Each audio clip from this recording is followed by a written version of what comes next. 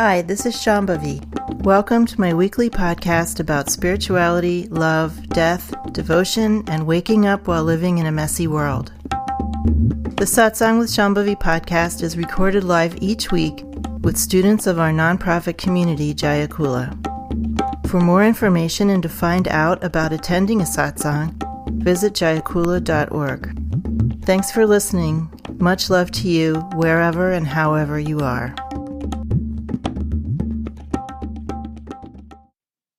Hey, Shambhavi, how about terror? What about it?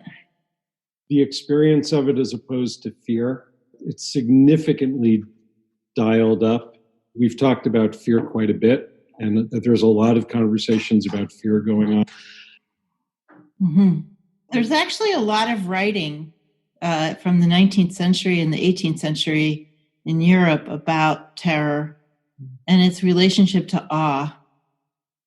Terror has something of a larger size than fear.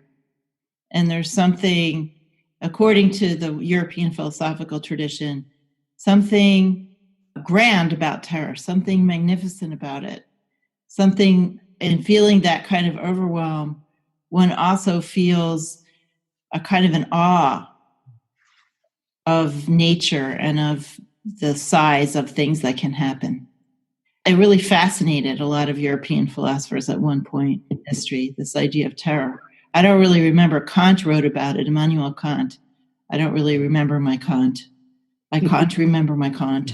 But in any case, there's sort of something about the sheer size of it, the sheer power of it, that has a kind of magnificence and awe-inducing factor, right? Which is why we try to induce that when we go to the movies almost. And it always involves something very, very large, something very grand. So there's that aspect when we are encountering the threat or the thought even of chaos, something that's so outside of most of our everyday experience.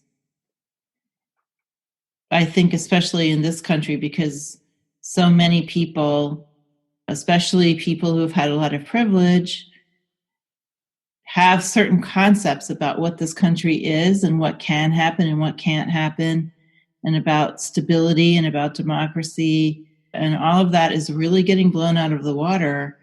And we're seeing, if we didn't see it before, how fragile our system really is, how fragile we are, and how stupid, basically.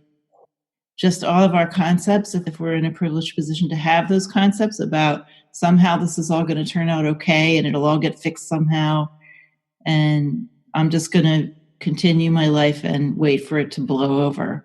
I think a lot of people have that attitude. And now chaos is staring us in the face.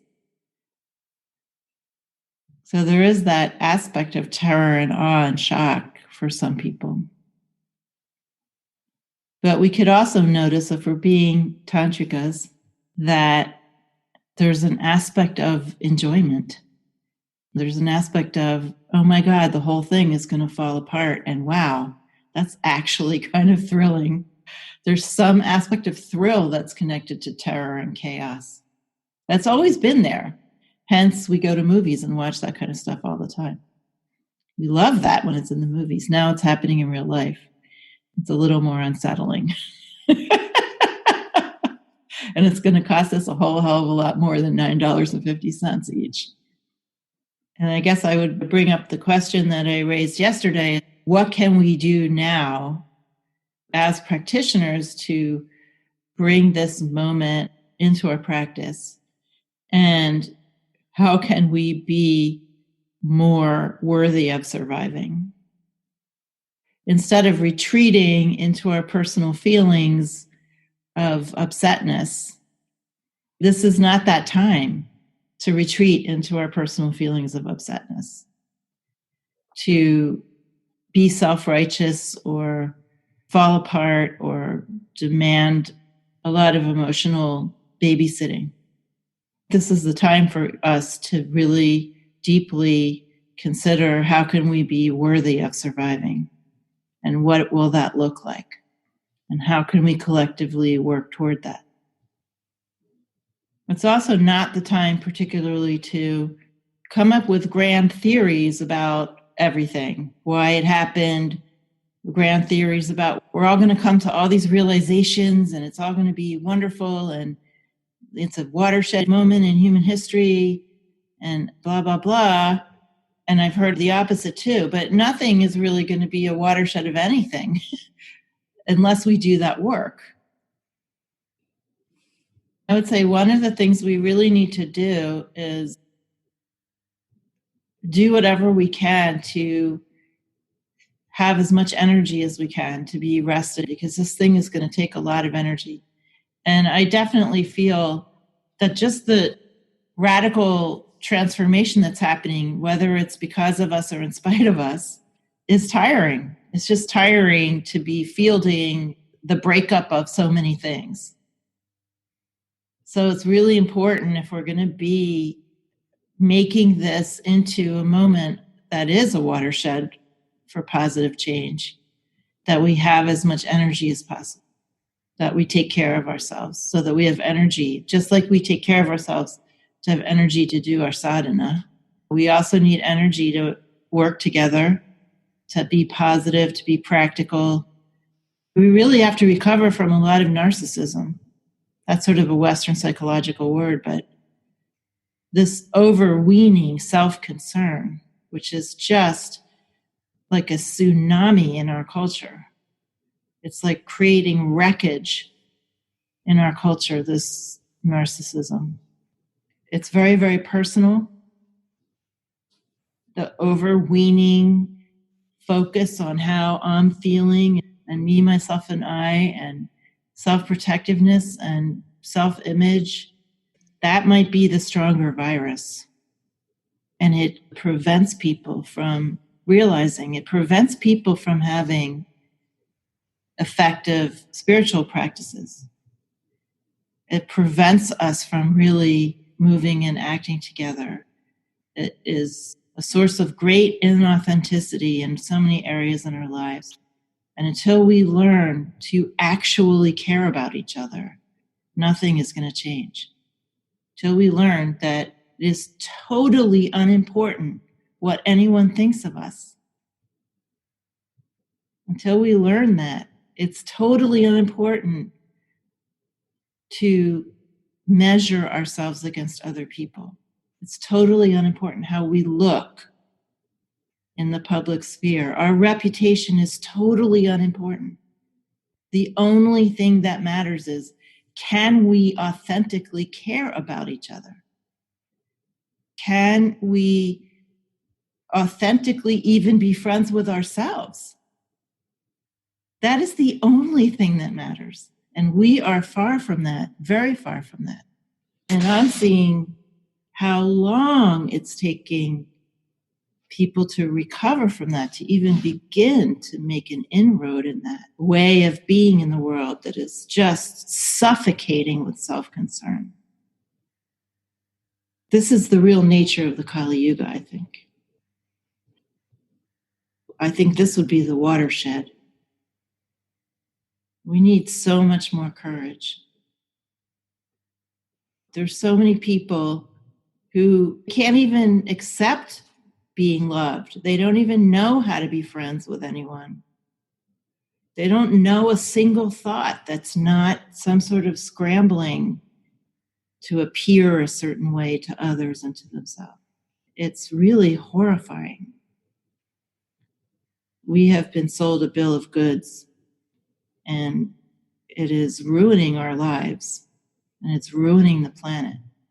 We think we're so far from Trump, but our overweening self-concern is not so far from where he is. We may have somewhat more concern for how things are for the planet and for each other, but it is very weak. If we were healthier in ourselves and more self-respectful and more friendly toward ourselves, we would never have let this happen. We really need to find within ourselves what is of real value and make friends with that. We need to rediscover a profound modesty that is not self-denigration.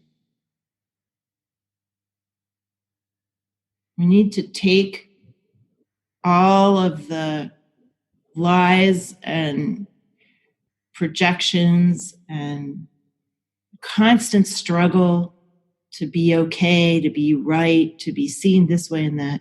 We need to set all that aside, and we just need to walk barefoot together. I don't think there's any other solution.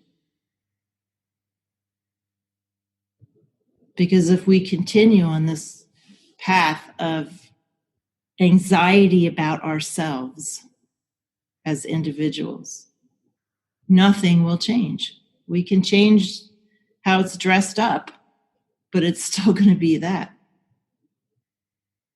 One of my students who's been quite anxious about death during this said to me rather despairingly, "You don't care if I die." And I said to her, "I don't care if I die. What I care about is if I die with an open heart, doing my best to be in touch with the real nature of things. That's what I care about. Whether I live or die doing that really makes no difference to me whatsoever. If I die in a state of fear of death and self-protectiveness, that's not ideal. But if I die serving, if I die doing my best in my stumbly way, that's a very good death. I would be completely happy with that. Whether it happened 5 seconds from now or 20 years from now. So even our fear of death has to be put aside. That is also a form of self-protectiveness. We're all wrapped up in these fears about ourselves as individuals. And then nothing goes out. We're like little black boxes. Nothing really gets out to anybody else. We really have to have the feelings that we have without all these narratives that keep us attached to these feelings too. Obviously, we're talking about generations and generations of training at self-absorption. So it's not like we can snap our fingers and just have it go away. But we have to stop telling stories about it as if it's natural and okay. We have to stop being so self-indulgent about it. They're just feelings. It's just energy. And we have to start really digging in and asking ourselves, how can I get out of this? Because you can. This is just a circumstance. It's a historical blip. It may bring on vast destruction, this overweening self-concern. And maybe that's how it'll be. But as Ma said, the yugas are not linear.